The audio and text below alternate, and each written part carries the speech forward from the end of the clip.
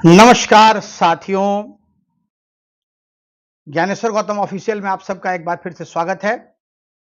आज चौथे चरण का चुनाव समाप्त हो गया और 5 बजे तक लगभग 62.3% 62.3% वोटिंग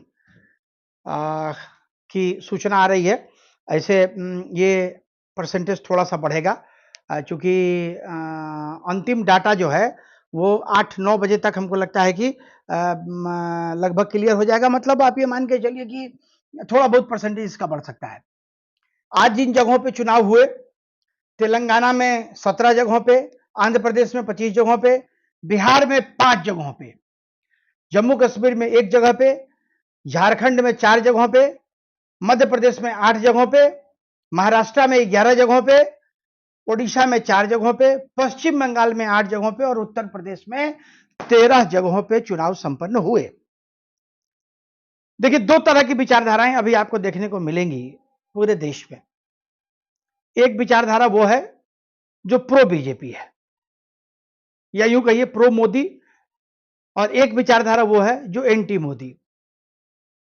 आप जब इन विचारधारा को मानने वाले लोगों की बात सुनेंगे तो आपको कंफ्यूजन की स्थिति आपके सामने आएगी।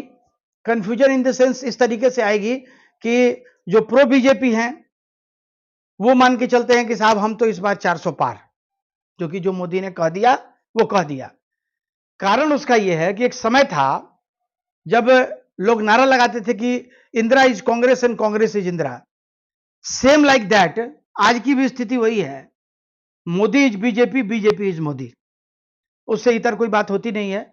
मैंने कल आपको एक चीज बताई थी कि किस तरीके से योगी आदित्यनाथ को भी साइड करने की तैयारी चल रही है। हालांकि योगी आदित्यनाथ का इकबाल इतना ज्यादा है और प्रभाव इतना ज्यादा है कि मुझे नहीं लगता है कि योगी आदित्यनाथ को इतनी आसानी से कोई मतलब दूध की मक्खी की तरह निकाल के फेंक देगा, क्योंकि योगी आदित्यनाथ अपने बूते पर जाने जाते हैं। तो खैर एनीवे, वो बात की बात है। आज स्टेट वाइज फिर से एक बार चर्चा करेंगे और जो इंफॉर्मेशन हमारे, चूंकि हमारा जो अपना चैनल है वो हमारे पत्रकार मित्रों का चैनल है और हम लोग कोशिश करते हैं कि हम किसी के प्रभाव में नहीं आते हुए neither in favour of BJP nor in favour of INDI गठबंधन, जो सत्यता है, जो सही है, वो आपके सामने परोसे। देखिए, तेलंगाना में भारतीय जनता पार्टी का वोटिंग परसेंटेज थोड़ा बढ़ रहा है, सीट निकल पाएगा इसमें डाउट है। आंध्र प्रदेश में कहानी खत्म है लगभग। बिहार के जिन 5 सीटों पे चुनाव हुए हैं उन 5 सीटों में बेगूसराय में गिरिराज सिंह जी की स्थिति थोड़ी अच्छी नहीं दिख रही है। बाकी एक जो इस चुनाव में सबसे बड़ा जो एक फैक्टर सामने आया कि पासवान वोट जिसपे कि पूरा का पूरा कब्जा था चिराग पासवान का, वो पूरा का पूरा उनके साथ नहीं दिख रहा है। पासवान वोटों में डिवीजन हुआ और आज एक सीट समस्तीपुर, जहां से कि नीतीश सरकार के 2 मंत्री के पुत्र वहां चुनाव लड़ रहे हैं, पुत्र और पुत्री, महेश्वर हजारी जी के पुत्र सन्नी हजारी जो कांग्रेस के उम्मीदवार हैं, और अशोक चौधरी की बेटी और किशोर कुणाल जी की दामाद की वधु, पुत्र वधु शांभवी चौधरी वहां से चुनाव लड़ रही हैं। शांभवी चौधरी वहां से एलजेपी की उम्मीदवार हैं और ये कांग्रेस के उम्मीदवार हैं। वोटों का डिवीजन वहां हुआ। एक जो बहुत महत्वपूर्ण फैक्टर अभी इस बार जो बिहार में देखने को मिला, क्योंकि कास्ट के लाइन पर बिहार का चुनाव कास्ट के लाइन से अलग जा नहीं पाता है, कुशवाहा वोटर्स जो हैं उनका झुकाव बीजेपी की तरफ नहीं दिख रहा है। यह बहुत बड़ा फैक्टर है, क्योंकि भारतीय जनता पार्टी की बिहार की बैकडोर भी आज की तारीख में सम्राट चौधरी के हाथ में है, कुशवाहा जाति से आते हैं। बावजूद इसके उपेंद्र कुशवाहा अभी एनडीए गठबंधन के साथ हैं, तो ये तो बड़ा नाम हो गया। इसके अलावा भी कुशवाहा समाज के और भी बहुत सारे लीडर्स हैं, लेकिन भारतीय जनता पार्टी के तरफ उन वोटर्स का झुकाव नहीं दिख रहा है। हालांकि ये बहुत संशय की स्थिति है, बहुत स्पष्ट तरीके से हम लोग भी नहीं कह सकते हैं, लेकिन जो बातें ग्राउंड रियलिटी से निकल के आ रही हैं वो ये बात है और कुशवाहा वोटर्स को मनाना पड़ेगा। अगर कुशवाहा वोटर्स नहीं माने तो आने वाले जो अभी और 3 चरण के चुनाव हैं उसमें बीजेपी को इसका नुकसान उठाना पड़ सकता है। बिहार में जिन 5 जगहों पे हुए उसके बारे में मैंने आपको जानकारी दी। मुंगेर लगभग क्लियर है, मुंगेर में ललन सिंह जी चुनाव जीत रहे हैं। परेशानी की स्थिति बेगूसराय में दिख रही है। बेगूसराय में चूंकि गिरिराज सिंह जी का काफी विरोध था और गिरिराज सिंह जी का विरोध वहां के भूमिहार समाज में भी हो रहा था। ये बड़ी बात है। अब अंत तक क्या स्थिति पैदा हुई बताया नहीं जा सकता है।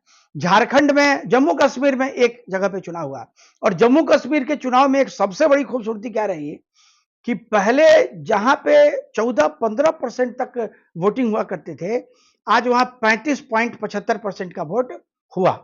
और ये जो वोट है, इस वोट को आप बीजेपी के फेवर में मान सकते हैं, इसलिए कि धारा 370 हटने के बाद कश्मीर में जो बदलाव से स्थिति दिख रही है, उसका लाभ बीजेपी को सीधा सीधा मिलता हुआ दिख रहा है।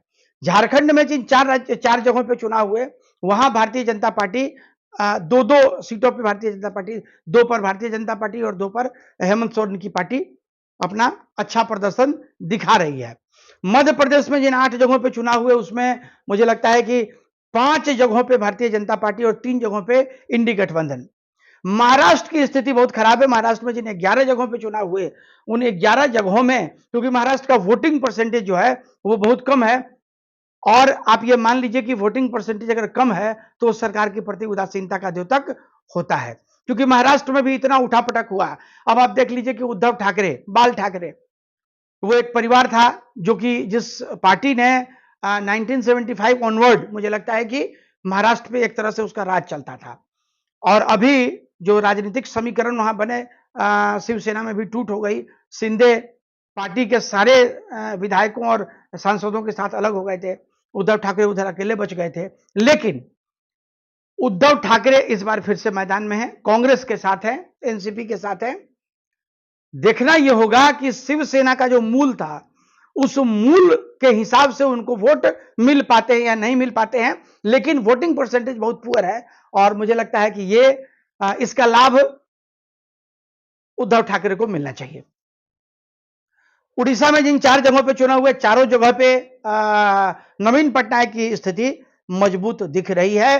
पश्चिम बंगाल में हर बार की तरह इस बार भी वोटिंग सबसे ज्यादा हुई और पश्चिम बंगाल में जो सबसे ज्यादा वोट हुई, तो इसका एक बहुत बड़ा कारण यह है कि पश्चिम बंगाल में आप पीछे का भी रिकॉर्ड जब देखेंगे तो पश्चिम बंगाल में वोटिंग बहुत अच्छी होती है, और वोटिंग अच्छी होती है तो उसका लाभ वहां के सत्तारूढ़ दल को मिलता है। बावजूद इसके भारतीय जनता पार्टी ने भी वहां बहुत मेहनत की है, और मुझे लगता है कि जिन पश्चिम बंगाल में जिन 4 जगहों पे चुनाव आज हुए हैं, उसमें 6 जगहों पे भारतीय जनता पार्टी को फायदा होते हुए दिख रहा है। 2 जगह पे टीएमसी मजबूत स्थिति में है। उत्तर प्रदेश में जिन 13 जगहों पे चुनाव हुए, उसमें 8 जगहों पे भारतीय जनता पार्टी और 5 जगहों पे इंडी गठबंधन, मतलब समाजवादी पार्टी और अन्य जो हैं वो रहे। यहाँ पे मुंगेर में छिटपुट घटनाएं हुई, कुछ पत्थरबाजी घटनाएं की सूचना हम लोगों को मिली थी, लेकिन कुल मिलाकर चुनाव शांतिपूर्ण रहा। बिहार के संदर्भ में एक चीज बता दें कि बिहार के खिलाड़ियों ने एक बार फिर से भारतीय जनता पार्टी में अपना समर्थन व्यक्त नहीं किया, और जो भाजपा के वोटर थे उन लोगों ने नोटा का सहारा लिया, due to Rakesh Kumar Tiwari, president BCA. ये बातें मैं बार बार इसलिए कहता हूं कि इस एक व्यक्ति की वजह से भारतीय जनता पार्टी को बहुत अच्छा खासा नुकसान उठाना पड़ रहा है। तो दोस्तों, ये थे हमारे आज के जो चौथे चरण के चुनाव हुए उसके बारे में। और कल आज पूरे दिन मैंने पूर्वी चंपारण के विभिन्न क्षेत्रों में जाके बहुत अच्छा सर्वे हमने किया है, और कल मैं पूर्वी चंपारण का बहुत ही बड़ा खुलासा करूंगा। देखते रहिए ज्ञानेश्वर गौतम ऑफिशियल, और हमारे चैनल को सब्सक्राइब करना मत भूलिए ताकि हम आपके साथ जुड़े रह सकें। धन्यवाद।